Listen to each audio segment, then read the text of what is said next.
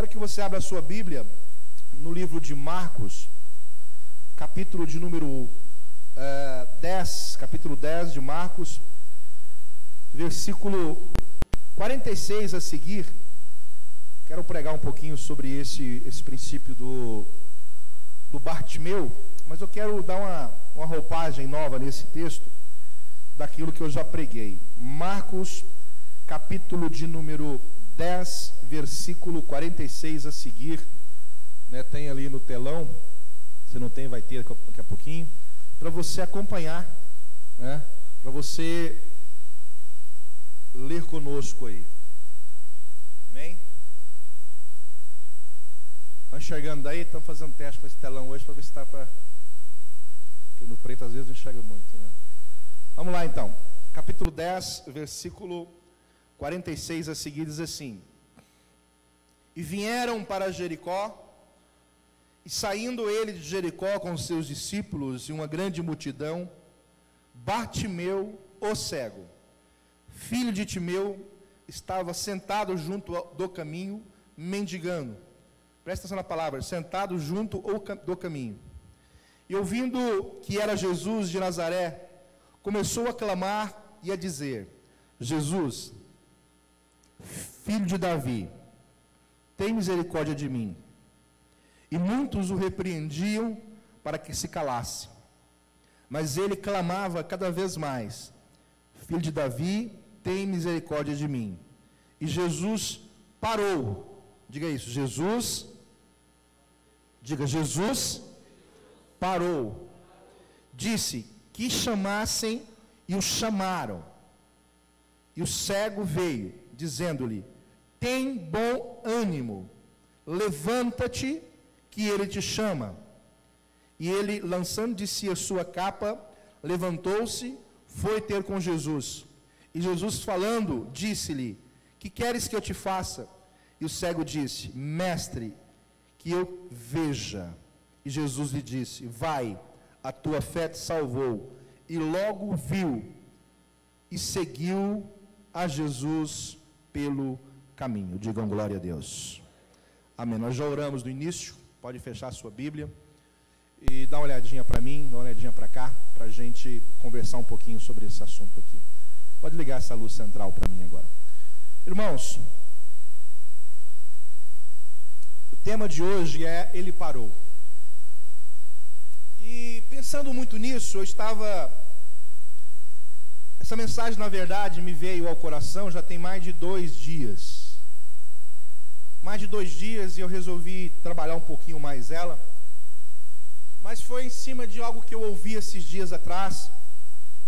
E um pastor que estava ministrando, estava ouvindo uma palestra na internet. E o pastor ministrando, falando a respeito de Jesus. Que Jesus caminhava com as pessoas, que Jesus andava com as pessoas. Que Jesus é o caminho. E eu comecei a pensar um pouquinho assim: bom, Jesus anda, Jesus é o caminho, Jesus está conosco, Jesus está na jornada. Mas me veio à mente assim: mas quais foram os momentos de fato que Jesus parou? Eu comecei a buscar isso na Bíblia e comecei a perceber que Jesus, ele teve vários momentos em sua vida ministerial que ele ousou parar.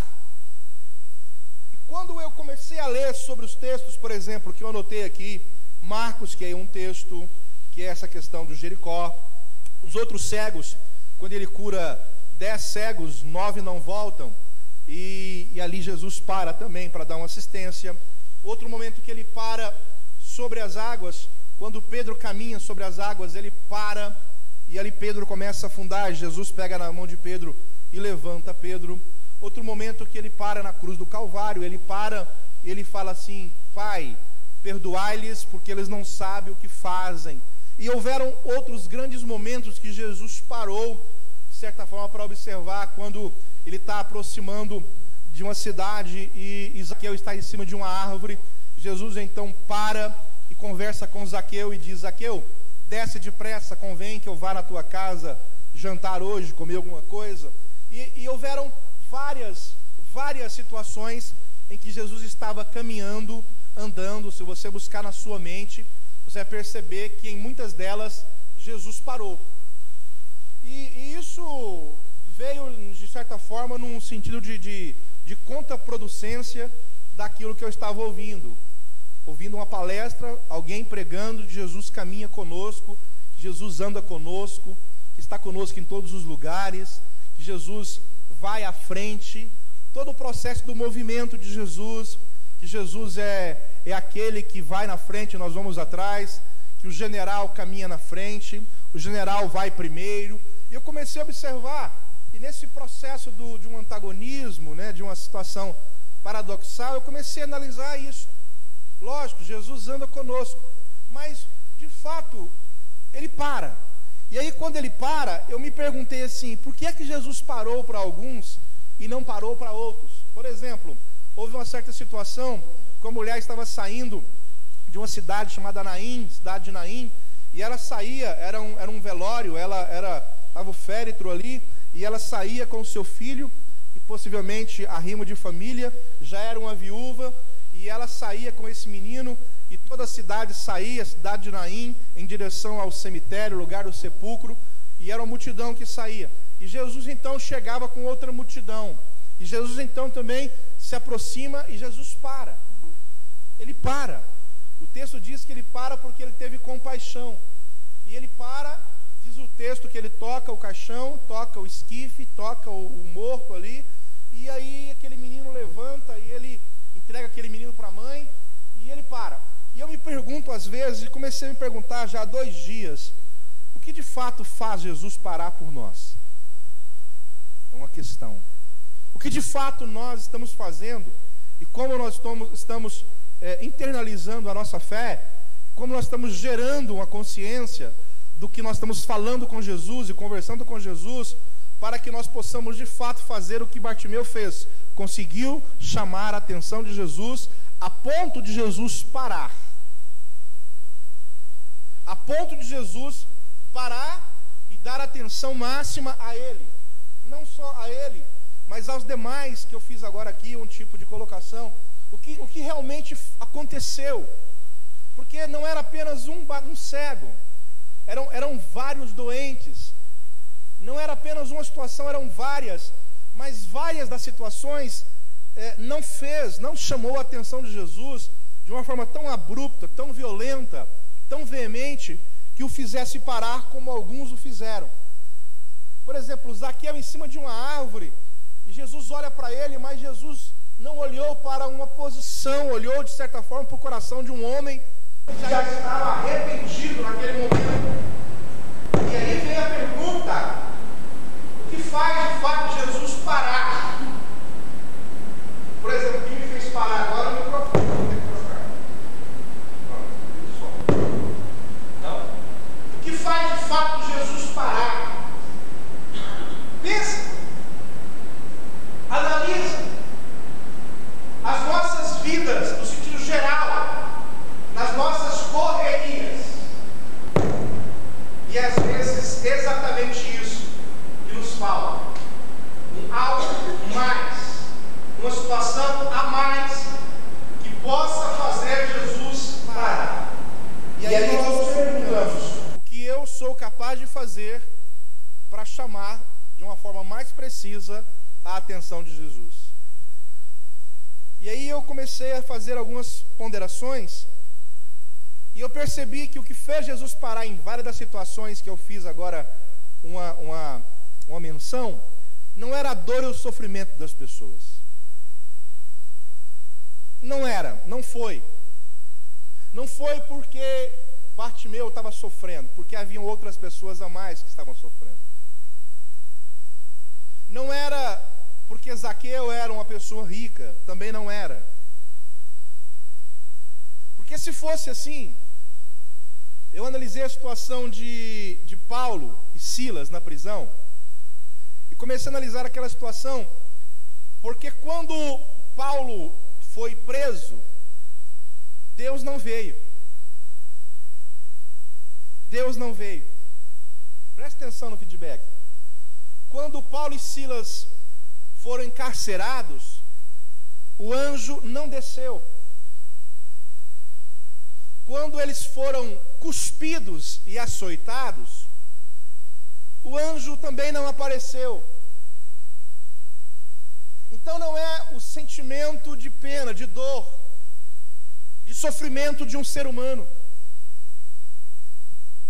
Aí eu fui analisar tudo e fui ponderando tudo, e cheguei a uma conclusão teológica, que o que traz a atenção de Jesus para mim é, em meio a todas as minhas instabilidades, em meio a todos os meus sofrimentos, em meio aos ardis da vida, em meio às minhas falhas convicções, em meio às minhas dores, em meio aos meus pecados, em meio a tudo que eu processo de ruim na vida, em meio a tudo que eu faço e falo, em meio a toda a angústia que vivo, ainda assim eu consigo adorar e exaltar o nome do Senhor Jesus. E é exatamente essa adoração, é exatamente a forma que eu me dirijo a Ele, a maneira que eu falo com Ele, a maneira que eu me coloco diante dEle, é que vai chamar a atenção dEle para a minha vida. Porque quando Paulo e Silas estavam encarcerados, presos, passaram por tudo, e Deus não apareceu, a Bíblia diz que por volta de meia-noite eles resolveram mudar de estratégia. Eles começaram a cantar, eles começaram a adorar, eles começaram a exaltar o nome do Senhor. E é exatamente nesse instante que o anjo aparece. Então eu percebo que sofrer todo mundo sofre. Ou estou equivocado? Todo mundo sofre. Mas a questão é, o que nós fazemos quando estamos sofrendo? Reclamamos ou adoramos? Reclamamos ou exaltamos? E é exatamente isso que vai mudar a história da sua vida. Quando Bartimeu estava sofrendo, ele não xingou, ele não falou coisas contrárias, ele falou misericórdia, ele pediu, ele adorou. E o que me chama a atenção primeiro, que ele estava à beira do caminho, à beira do caminho. Quando ele aceita aquele momento de ministração de Jesus por ele, e ele começa a enxergar, a Bíblia diz que ele muda a maneira de se comportar. Ele sai de mendigo à beira do caminho para alguém que não é mais mendigo. Ele sai de cego à beira do caminho para alguém que agora enxerga e que vai andar no caminho.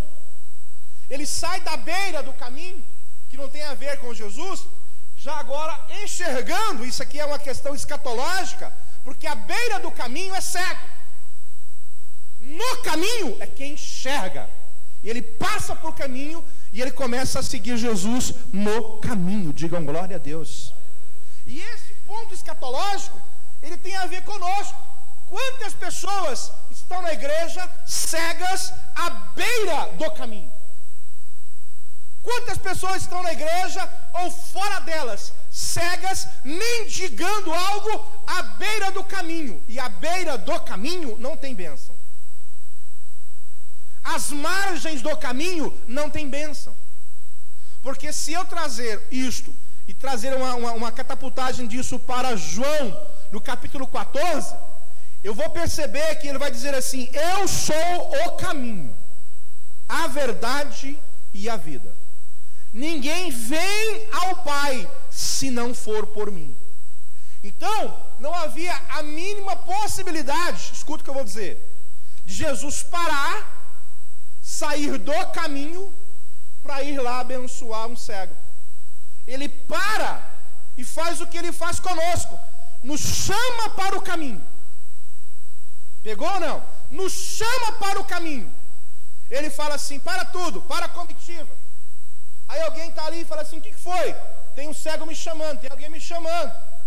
Aí ele fala assim: tem um rapaz que está ali, mas nós já o empurramos, ele está à beira do caminho. Jesus para e fala assim: então pegue-o, chame-o, traga-o para o caminho. O ponto escatológico aqui que eu quero participar para você é que Jesus não vai abençoar ninguém fora do caminho. Ele não vai ministrar nada sobre você fora do caminho. Ele não vai sair do caminho para abençoar alguém fora dele. Então tudo que for fora não tem bênção. Mas ele vai dizer: saia daí de onde você está, venha pro caminho, aqui eu te dou condições de enxergar. E quando você passar a enxergar, você vai me seguir pelo caminho. Então onde estão as bênçãos de Deus? No sofrimento das pessoas? Não. Quando Deus vem? Quando eu padeço? Não. Quando eu estou no caminho, adorando, por mais que eu passe por angústias, dores e sofrimentos. O interessante, pega a sua Bíblia aí. Olha aí que eu vou dizer para você o que eu disse, vou repetir. O capítulo de número, que eu acabei de ler, o 10, o versículo de número 48, vai dizer assim, e muitos o repreendiam para que se calasse, mas ele clamava cada vez mais. Ele gritava, ele dizia, eu preciso disso, eu sei o que eu quero, a minha necessidade, eu preciso ver, eu sei que é Jesus pode me fazer enxergar. E ele gritava, filho de Davi, tem misericórdia de mim. E Jesus parando disse, chame-o, ou seja, trague-o aqui, chame-o. E o texto diz que o chamaram, e o cego disse para ele, vem cá, e dizendo-lhe, tem bom ânimo, levanta-te, que ele te chama. E a Bíblia diz que o 50 fala assim, e ele, lançando de si a sua capa, levantou e foi. O problema de muitas pessoas lerem a Bíblia é que elas não pegam as entrelinhas, que nós chamamos, na verdade, de princípios exegéticos e hermenêuticos.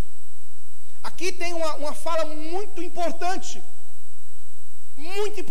algo que jamais podia ter acontecido. O que não aconteceria jamais? Jesus parar e sair do caminho para abençoar alguém fora dele. Ele para e diz, chame-o. Foi o que ele fez com você. Você um dia esteve fora do caminho, andou mendigando, fora do caminho, e Jesus vai, com certeza, te chamar de volta. Ele vai dizer para você, volta, vem para o caminho, vem para o caminho. E quando ele fala assim, chame-o, e chamaram-no, e ele apareceu ali, a Bíblia diz que ele deu um salto, lançou de si a capa. Essa capa é tida por muitos teólogos como a capa da impureza, a capa da sujeira, a capa da velharia, a capa do velho homem, a capa daquilo que não prestava, a capa do pecado, a capa do mau cheiro, a capa da pobreza cultural, a capa da mendigância. O texto diz que ele salta e joga fora. E é importantíssimo porque Jesus então para, e é isso que ele faz para nós. Só que ele vai parar para mim e para você quando ele perceber que os nossos propósitos estão, mesmo que em adversidades, em perigos, em crises, não vamos murmurar, falar o que não deve, falar o que não presta, mas glorificar o Senhor Jesus enquanto nós tivermos passado por qualquer coisa. Porque nós precisamos disso, irmãos. Ter a concepção da adoração. Adorar de forma contínua. E é esse o princípio do adorar que vai chamar a atenção de Deus. Depois leia lá em Atos para você ver a prisão de Paulo e Silas. Analisem para vocês perceberem que tudo que deveria chamar os anjos para perto não chamou. O que muitas pessoas acham é que Deus vai trazer um sentimento de pena sobre a sua vida. Não, Deus te ama, mas Ele não tem pena. Pena é quando alguém vive um sentimento de autocomiseração. Pena é um sentimento ruim. Pena é um sentimento negativo. Pena é um sentimento aquém daquilo que Deus tem por nós. Pena é quando nós olhamos para alguém que com certeza está no sentido vegetativo, físico ou mental, ou até financeiro ou humano, sei lá. Não é pena. Deus tem compaixão. Deus tem misericórdia. E nisso, Ele vai ver o seu sofrimento, mas não é o seu sofrimento que o fará parar. É o que você faz em meio ao sofrimento que o fará parar ou não. E o camarada aqui, o cego aqui, ele gritou várias vezes, Jesus, Jesus, Jesus, tem misericórdia, tem misericórdia. E é isso, é essa persistência. Quantos pediram para ele se calar e ele não se calou? Quantos disseram para ele não atormentar e ele continuou? Quantos? E aí eu me lembro do que João fala, do que a palavra de Deus nos fala no livro de João, que é o reino de Deus, ele é tomado pela violência, pela força.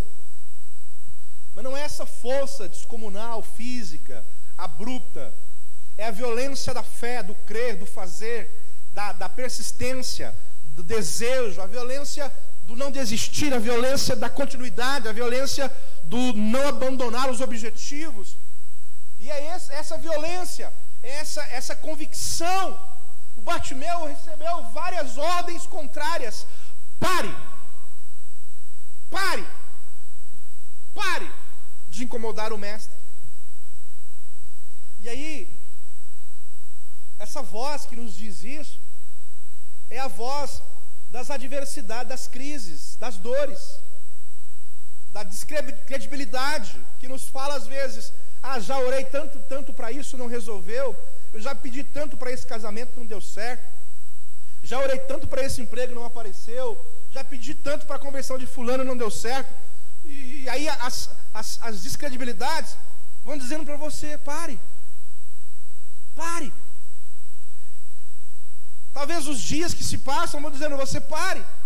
E se você parar, Jesus também não vai parar para você. Jesus também não vai parar para dar atenção para você. E às vezes é isso que nos falta, essa agressividade na fé.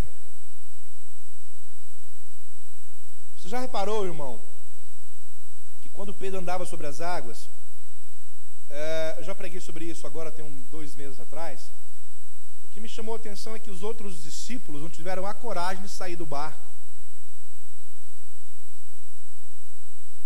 Os demais não tiveram a ousadia de sair do barco. Os demais, talvez, quem sabe, outrora, na hora de um lanche, na hora de um churrasco, na hora de comer um pão, um milho assado, eles disseram: Pedro, você começou a andar sobre as águas e afundou. E talvez Pedro pudesse ter dito assim: tudo bem, mas eu fui o único que andou sobre as águas além de Jesus. Porque ele pelo menos tentou, ele pelo menos colocou os pés nas águas, ele pelo menos deu alguns passos, eu não sei quantos, mas pelo menos ele fez. Mas ele às vezes é lembrado pela crise, pelo problema. Pedro é lembrado porque afundou. E aí é olhar para o copo metade vazio. Eu prefiro às vezes olhar para o copo metade cheio e dizer que Pedro andou sobre as águas, que a fé de Pedro produziu. Agora pensa numa sensação que eu tenho de poder ser o único homem além de Jesus a andar firme sobre as águas. A sensação de ter conseguido fazer algo que ninguém mais no mundo fez e creio que nunca mais fará. Por quê? Porque ele ousou e ele pediu uma confirmação. Pedir confirmação para Deus, irmãos, não é pecado não. Pedro pediu, muitos grandes homens da Bíblia, Gideão pediu, e Pedro falou assim: ó, tu és um fantasma. E Jesus falou: não, sou eu, Pedrão, sou eu, estou aqui. Aí ele falou assim: então confirma para mim aí, o que você quer, Pedro? Se é o Senhor mesmo, manda-me ir ter sobre as águas. O Jesus que eu amo falou assim: venha. Vocês estão percebendo, irmãos? Venha. Então, venha. Ele chama. Foi o que ele fez com o cego. O que você quer que eu te faça? E ele disse: eu quero ver. Ele falou o quê? Então, veja. O que mais me chama a atenção em tudo isso, para encerrar a minha fala, é que Jesus não ora para fazer milagres. Pega, deixa. Não ora. Eu já preguei isso várias vezes. Ele não ora para fazer milagres. Ele apenas determina. Mas, como assim Jesus não ora? Ficou meio esquisito. Porque Jesus já é o milagre. Quando Jesus parava para não fazer nada, era para comer. Porque ele ficava em oração constante. Quando ele fala, eu e o Pai somos um, ele está dizendo exatamente isso. Ligado 24 horas na pessoa de Deus. Tem teólogos, eu até chamo de, talvez, alguns teólogos, até um pouco ateus, porque existe, já, para você que não sabe disso, que eles duvidam da deidade de Jesus. Eles acabam dizendo que não há uma possibilidade de existir um Deus homem e Deus carne, que é a deidade de Jesus. Alguns que estudaram além da necessidade, talvez, porque a letra não mata, e às vezes não entenderam o significado da deidade de Jesus. Jesus era Deus e era homem. Jesus era homem e era Deus. Isso é de fato. Isso é para glorificar de fato a pessoa do Senhor Jesus. Glória a Deus. Porque a Bíblia diz assim, que mesmo sendo Deus, ele não usou de usurpação. O que significa a palavra usurpar? É a pessoa, de certa forma, esbanjar daquilo que tem. Ele tinha divindade celestial, mas não a esbanjou, não a usurpou. Ele preferiu sofrer na sua deidade, no sentido homem da palavra. Em homem, no sentido da palavra, ele teve fome, ele teve sede, ele sentiu dor, ele sorriu, ele chorou. Porque em momentos que você acha que ele usou da usurpação, ele não usou. Em momento algum, apesar de ter em si a divindade, ele usurpou em usá-la. Tudo que Jesus fez e passou na terra foi no sentido carne, homem. O texto é claro, dizendo, mesmo sendo Deus, ele não usurpou do seu poder. E aí que ele libera depois algumas palavras, dizendo assim, que eu fiz o que eu fiz, mas se você tiver fé, você pode fazer coisas maiores do que estas. Amém. Maiores do que estas. Amém. Então, amados, eu quero convidar você a usufruir mais da sua fé, a produzir mais a essência do milagre na sua vida. E com isso você fazer com que Jesus pare para você.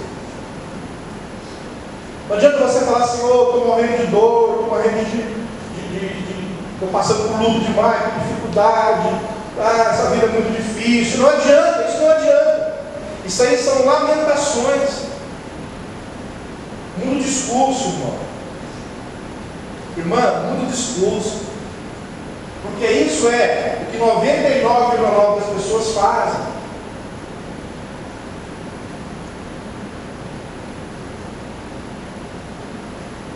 Recebi um áudio agora, esses dias, de um estado do Brasil. Eu conheço gente em todos os estados, 27 estados do Brasil, eu tenho amigos. 6 do Distrito Federal, eu tenho amigos. E de quando em vez eu recebo áudios, alguns são bons, outros razoáveis, outros meio esdrúxulos, enfim. São áudios com perguntas bobas, outras com perguntas bem teológicas, outras que não deveriam nem ter sido perguntadas, mas eu recebo um monte de áudios. Então, por exemplo, eu recebi um áudio agora falando assim, a pulseirinha apocalipse do Bolsonaro significa o quê? Azul. Eu respondi, significa que tem mau gosto, só isso, colocar uma pulseirinha azul, não quero para ele só. Porque tem coisas que tem significado algum. Está me entendendo aqui, irmãos? O povo quer espiritualizar tudo. Recebi outro áudio de uma mulher lá do Pará que disse para mim, perguntou assim para mim, pastor, eu queria saber o seguinte, eu estou fazendo a obra de Deus, e quanto mais eu faço por adversidades, Quanto mais eu faço, mais eu enfrento crises. E eu queria saber se o senhor é assim. Eu falei para ela assim, irmã, não é desse jeito comigo. Comigo é o seguinte, quanto mais eu faço, mais eu preciso fazer e mais eu levo do lado. A senhora, algumas vezes, comigo é sempre. Mas é assim mesmo, pastor? É assim mesmo. Mas como assim, pastor? Nós somos pastores. Então, infeliz, é por isso. É porque é exatamente isso. Se você pegar as cartas e vai perceber, para Paulo, Jesus falou assim: pera aí, menino, vem cá, chega aqui, vou falar para você. Agora eu vou te ensinar o quanto importa você sofrer por causa do meu nome. O chamado é assim. O chamado é assim. Hoje um pastor estava conversando comigo e perguntou para mim assim, colocou a mão no meu ombro e perguntou assim: pastor, de vez em quando o senhor fica triste?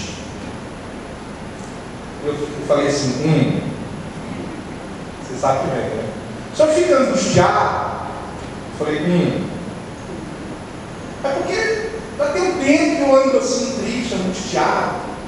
O senhor fica assim de vez em quando? Eu falei, não.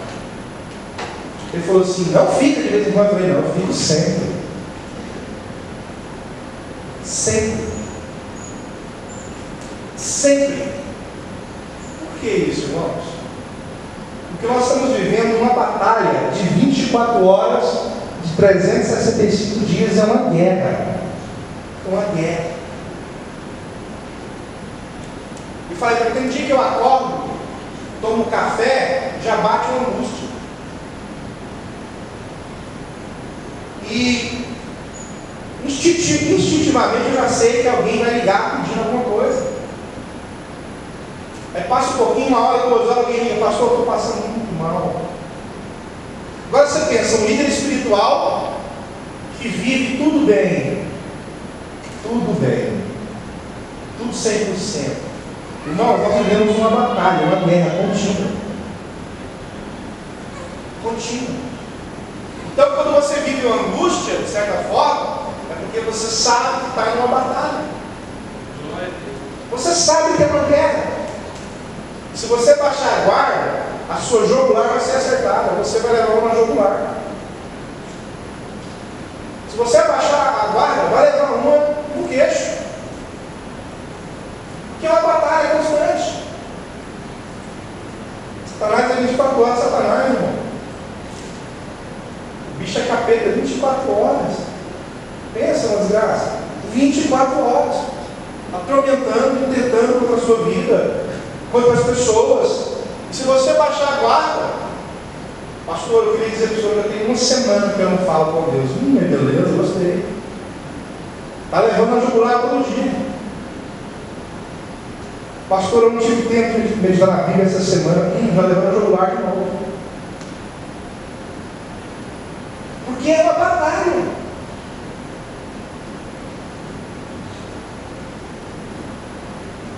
E às vezes, irmãos, e é isso que nós estou pregando, dizendo assim, ó, mesmo passando por isso, eu preciso adorar. Porque aí Jesus para e fala assim, calma, eu parei para te ouvir. Quase ninguém para para te escutar. Quase ninguém quer saber da sua dor. Quase ninguém quer saber se você chorou, se você está lamentando ou não. Mas Jesus para. Jesus para. Mas aprenda uma lição. Só que você tem que vir para o caminho. Andar no caminho. É nesse caminho. Amém?